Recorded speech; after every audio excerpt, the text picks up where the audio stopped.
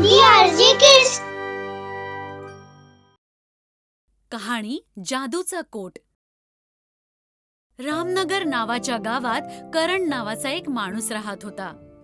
करण स्वतःचं शिक्षण पूर्ण करून नोकरीसाठी सर्वत्र भटकत असतो, पण त्याला एकही चांगली नोकरी मिळत नव्हती. एके दिवशी करणला एक जादूचा कोट मिळतो. तो मिळाल्यानंतर त्याचं संपूर्ण आयुष्य बदलून जातं. एका काळाची गोष्ट आहे. रामनगर नावाच्या एका शहरात करण नावाचा एक माणूस राहायचा. करण त्याच्या म्हाताऱ्या आई वडील आणि बहिणीसोबत राहत होता. करणच्या आई वडिलांनी त्याचं शिक्षण खूप मेहनतीने पूर्ण केलं होतं. करण दररोज नोकरीच्या शोधात बाहेर पडायचा, पण रोज त्याच्या वाटी निराशाच येत होती. एके दिवशी करण थकून संध्याकाळी घरी परत येत असतो.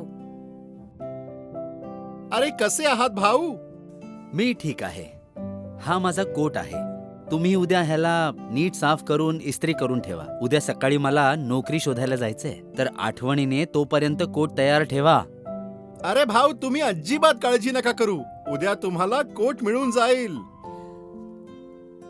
करण तिथे कोट ठेवून घराकडे निघून जातो.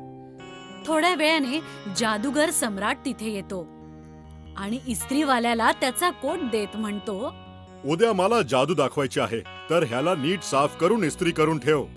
मी उद्या हा घेऊन जाईन. असे बोलून तो तिथून निघून जातो. करण थकून भागून त्याच्या घरी पोहोचतो.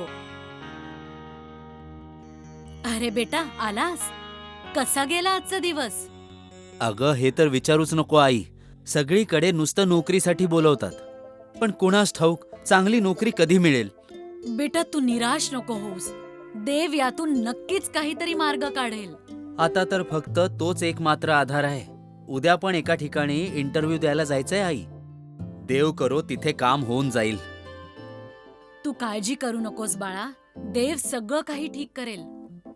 करण झोपून जातो आणि दुसऱ्या दिवशी सकाळी लवकर उठून परत नोकरी शोधायला निघतो. करण इस्त्रीवाल्याकडे पोहोचतो आणि त्याच्याकडे स्वतःचा कोट मागतो. भाऊ, माझा कोट जो मी काल दिला होता ना, तो मला द्याल का? मला उशीर होतोय. अहो भाऊ, आत्ता देतो. इस्त्रीवाला चुकून करणला जादूगर सम्राटचा कोट देऊन देतो आणि करण पैसे देऊन पटकन निघून जातो. करण ऑटोवाल्याला पैसे देण्यासाठी जसा खिशात हात टाकतो, त्याला आठवतं की तो त्याचं पाकिट घरीच विसरला आहे आणि तो विचार करतो की पाकिट घेतलं असतं तर बरं झालं असतं.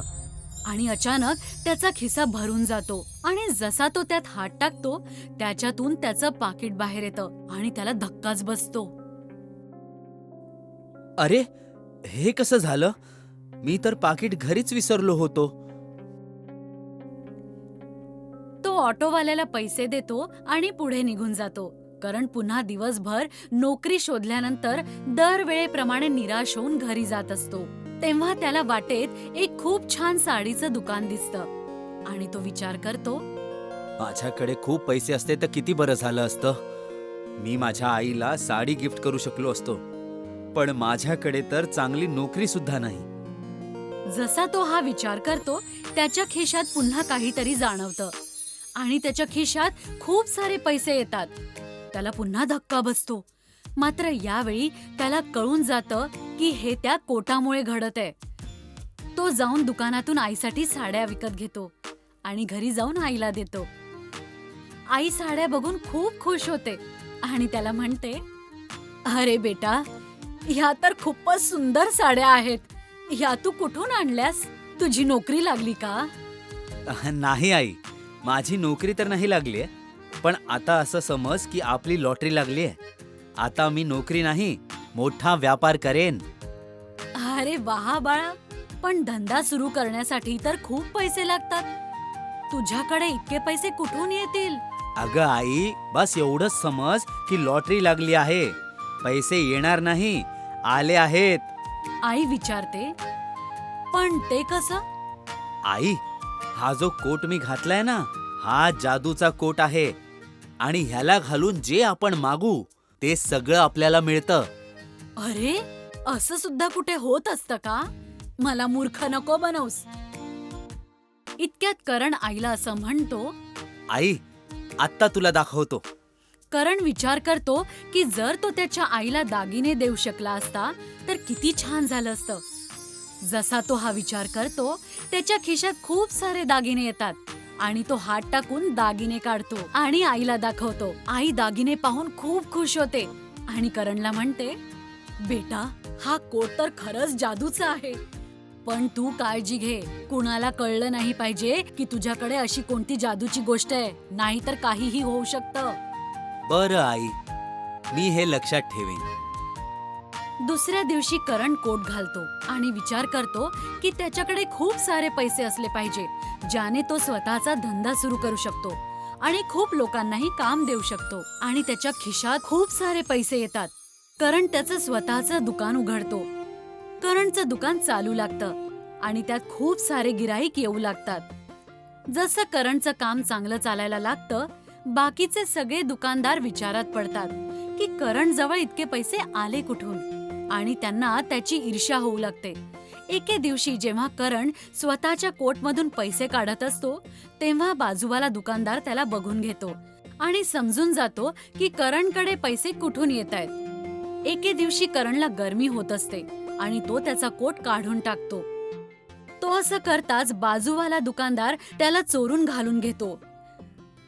राजू दुकानदार कोट मिळून खूप खुश होतो आणि विचार करतो की आता तो खूप श्रीमंत बनून जाईल आणि करणचं काम सुद्धा बिघडवून टाकेल.